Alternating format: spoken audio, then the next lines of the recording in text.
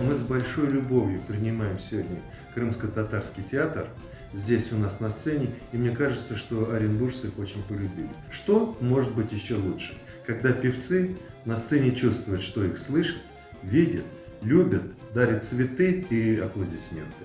Я думаю, что наша дружба будет продолжаться долго, потому что мы с Ревкат Вакиловичем очень знаем историю этого театра, мы ценим его, мы сегодня переживаем за него.